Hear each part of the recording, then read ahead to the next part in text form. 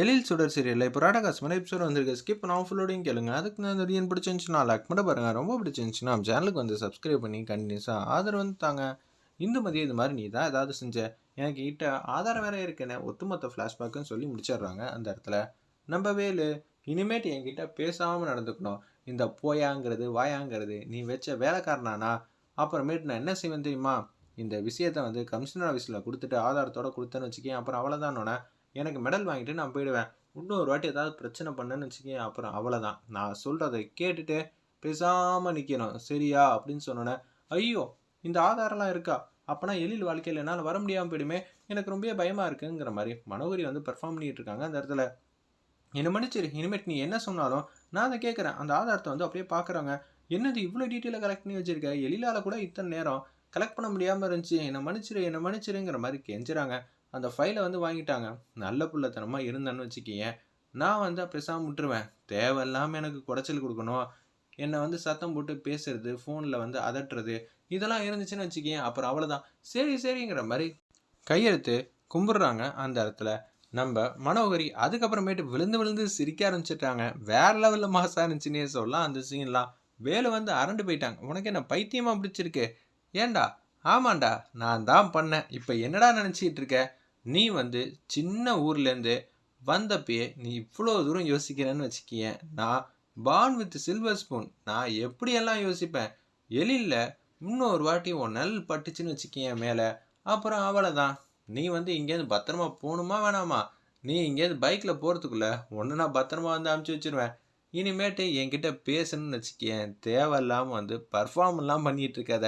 சரி பையன் ரொம்ப ஆசைப்பட்டுட்டான், சரி நானும் பயந்த மாதிரி என்னை நடித்து பார்த்தது இல்லையா, அதனால தான். இன்னொரு வாட்டி என்கிட்ட வாலாட்டுற வேலையெல்லாம் வச்சுக்காத. இந்த ஆதாரத்தை வச்சு எங்கே கொண்டு போய் கொடுப்ப? கமிஷனர் ஆஃபீஸில் கொண்டு போய் கொடுப்பியா?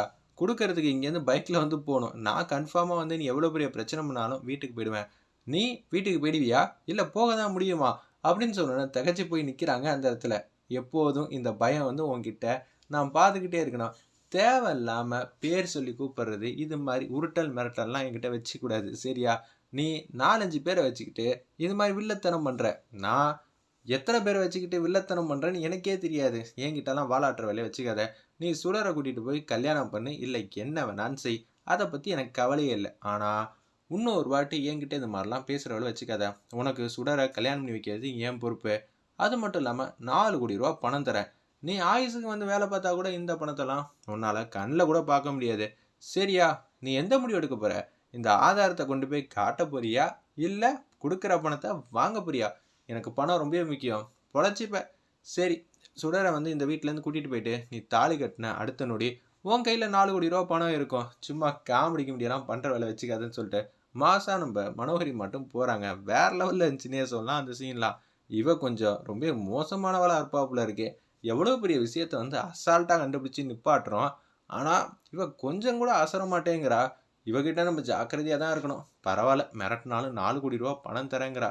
அந்த பணத்தை வச்சு செட்டில் ஆகிட வேண்டியதாங்கிற மாதிரி யோசிக்கிறாங்க அந்த இடத்துல நம்ம வேலு. ஒரு பக்கம் எழில் வந்து பார்க்கலான்னு சொல்லிட்டு வீட்டுக்கு வராங்க நம்ம மனோகரி. எழில் எப்படிப்பா இருக்க? கையில் கால்லலாம் முடியல போல இருக்கு. அந்த இடத்துல வெள்ளை கலரில் வந்து கால்லையும் கையிலையும் வந்து சுற்றிருக்காங்க. பார்க்குறதுக்கு பாவமாக இருந்துச்சுன்னே சொல்லலாம். ஒரு பக்கம் மனோகரி வந்து ஃபீலிங்காக பேசுகிறாங்க. உன்னை நான் வேணா பக்கத்துலேருந்து பார்த்துக்கிட்டா தண்ணி வேணும்னா கூட எடுக்கிறது கஷ்டமாச்சேப்பா எழில். இல்லைப்பா, தண்ணியெல்லாம் பக்கத்தில் பாட்டில்லாம் வந்து வச்சுருக்காங்க. உருண்டு போனா இதை யார் எடுப்பா? நான் பக்கத்துலேயே இருந்து பார்த்துக்கிறேன். வேலை வேலைக்கு சாப்பாடு வந்து கொடுக்கணும்ல உனக்கெல்லாம்.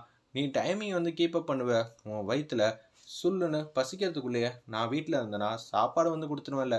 மனோகரி, உன்னை நான் ஃப்ரெண்டாக அடைஞ்சதுக்கு ரொம்பவே கொடுத்து வச்சுருக்கணும். அதெல்லாம் என்னை பற்றி எனக்கு கவலை இல்லை. நீ என்னை பத்திரமா சூப்பராக பார்த்துப்ப, அதை பற்றி எனக்கு துளி கூட சந்தேகம் இல்லை.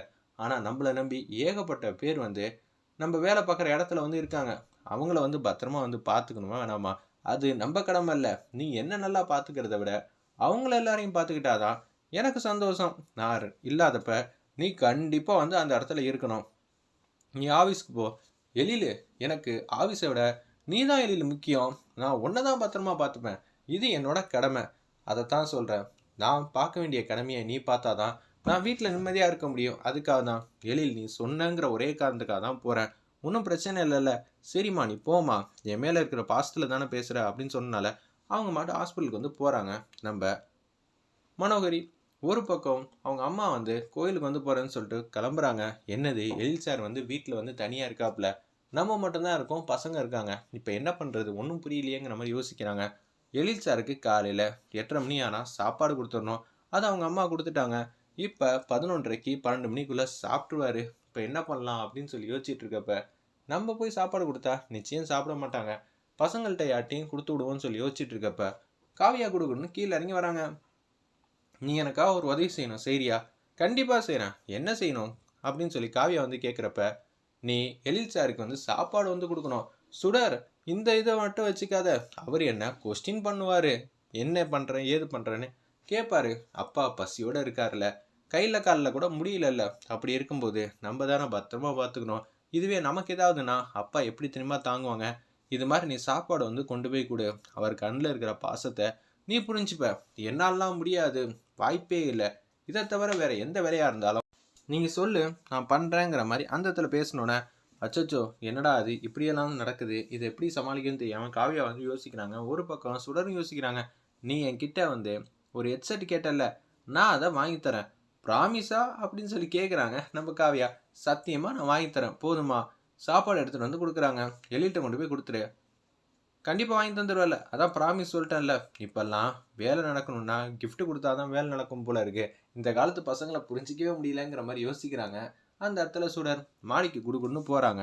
நம்ம காவியா, அப்பா சாப்பாடு கொண்டு வந்திருக்கேன்ப்பா, சாப்பிடுங்கப்பா, சுத்தமாக சாப்பிட்றணுன்னே அவங்க உணர்ச்சி வசப்பட்டு, சரிம்மா சரிம்மா நான் சுத்தமாக சாப்பிட்றேம்மா, என் மேலே அன்பு பாசத்தோடு வச்சு என் குழந்தை எனக்காக பசைஞ்சு சாப்பாடு வந்து எடுத்துகிட்டு வந்திருக்கா, ஸ்பூனோடு எடுத்துகிட்டு வந்திருக்கா, ரொம்பவே பாசம்தான், எனக்கு என்ன பிடிச்சிருக்கோ பார்த்து பார்த்து செஞ்சுருக்கம்மா அப்படின்னு சொல்லி அந்த இடத்துல வந்து வேக வேகமாக சாப்பிட்றாங்க. பொறுமையாக சாப்பிடுப்பா, பக்கத்தில் தண்ணி எடுத்து வச்சிருக்கேன்னு சொல்லி அன்பா பாசமாக கொடுத்துட்டு அங்கேருந்து கடந்து போகிறாங்க.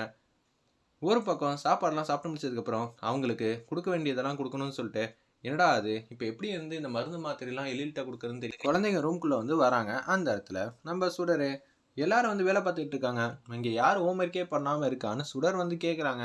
அப்பன்னு பார்த்தா அவன் ஃப்ரீயாக தான் இருக்காங்க, அவனை வேணா கேட்டுப்பாரு அப்படின்னு சொல்கிறாங்க நம்ம காவியா. ஏன்னா அப்பா ரூமுக்கு தான் வந்து அனுப்ப போகிறாங்க ஏதோ ஒரு காரியத்துக்காக, நம்ம எதுலேயும் தலையிட வேணாங்கிற மாதிரி அந்த இடத்துல அபிகிட்ட சைலண்டாக சொல்லி சிரிச்சிட்டு இருக்காங்க. அந்த இடத்துல நம்ம அபியும் காவியாவும், எதுக்காக அவங்க சிரிக்கிறாங்க? ஹோம்ஒர்க் எதுவும் இருக்கா? இருக்குது, ஆனால் இப்போதைக்கு செய்ய வேணாம், நான் ஸ்கூலுக்கு போகிறதுக்குள்ளே செஞ்சுருவேன். உன் பேக் எங்கே இருக்குது அப்படின்னு சொல்லும்போது கீழே வந்து திறந்து பார்க்குறாங்க. என்னடா 4 மேக்ஸ் சம் இருக்குது, சயின்ஸில் ஒன்று இருக்குது, ஜாகிரஃபியில் ஒன்று இருக்குது, இதெல்லாம் செஞ்சிருவியா? கஷ்டம்தான், இருந்தாலும் பார்த்துக்கிறேன், உனக்காக நானே செய்கிறேன்டா, நீ எதுக்குடா மிஸ்கிட்டெல்லாம் திட்டு வாங்குற, சூப்பராக நான் உனக்காக எல்லா வேலையும் செஞ்சு முடிச்சிடுறேன் அப்படின்னு சொல்கிறாங்க. அந்த இடத்துல இதை கேட்டோன்னு வந்து, என்னது இப்படியெல்லாம் நீ செய்ய மாட்டியே, என்ன தானே ஹோம்ஒர்க்லாம் செய்ய சொல்லுவேன், எனக்கு அதுக்கு பதிலாக ஒரு உதவி செய்யணும் அப்படின்னு சொல்லும்போது அபியும் காவியாவும் சிரிக்கிறாங்க. கவின்னு திரும்பி பார்க்குறாங்க. நீங்கள் 2 பேரும் சிரிக்கிறத பார்த்தா இதில் ஏதோ ஒரு வில்லங்க இருக்குது, இது மாதிரி ஏற்கனவே ஒரு விஷயத்த கேட்க போகிறான்னு உங்களுக்கு முன்கூட்டியே தெரியும் போல இருக்கே அப்படின்னு சொல்லி யோசிக்கிறாங்க. இப்போ என்ன பண்ணுறது ஒன்றும் புரியல, அப்படி என்ன உதவி உனக்கு வேணும் அப்படின்னு நம்ம கவின் வந்து கேட்குறாங்க. அப்பாவுக்கு மருந்து மாத்திரையை கொடுக்கணும்ப்பா, அதுக்காக தான், அதுக்கு நான் மிஸ்ஸுக்கிட்டே திட்டு வாங்கிடுவேன், நான்லாம் வந்து கொடுக்கலாம் மாட்டேன். ஏய் நான் இருக்கிறப்ப நீ திட்டு வாங்கலாமா? திட்டு வாங்கக்கூடாதுல்ல, இதை மட்டும் செய்ப்பானே சுடர் கேட்குற